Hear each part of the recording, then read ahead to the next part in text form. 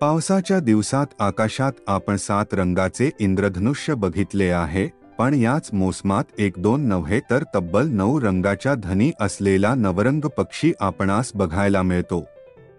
नवरंग पक्षाला इंग्रजीमध्ये इंडियन पिट्टा असे म्हणतात, तर त्याचे शास्त्रीय नाव पित्ता ब्रॅक्युआर असे आहे.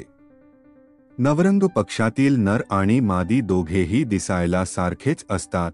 या पक्षाचे डोके फिकट पिवळसर रंगाचे असून चोचीपासून मागे मानेपर्यंत गर्द काळी रेष गेलेली असते, ज्यामुळे याचा चेहरा अधिक जास्त उठून दिसतो.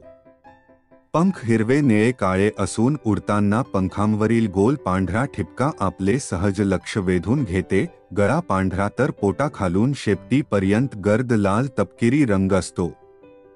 याच्या शरीरावरील अशा 9 विविध रंगामुळे याला नवरंग असे नाव पडले आहे. आखूळ शेपटीचा नवरंग हा पक्षी आकारमानाने मैने एवढा असतो. मे ते ऑगस्ट हा त्यांच्या विणीचा हंगाम. नेमका याच काळात घरटी बांधण्यासाठी नवरंगा देशांतर्गत स्थलांतर करतो.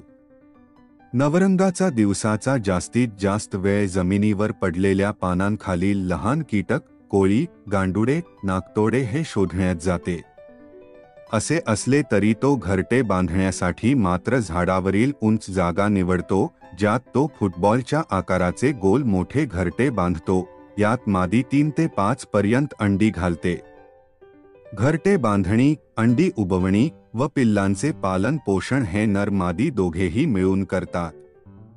हा पक्षी सकाळी व सायंकाळी 6च्या दरम्यान मंजूळ शिळ घालत असल्यामुळे याला 6 o'clock बर्ड सुद्धा म्हणतात.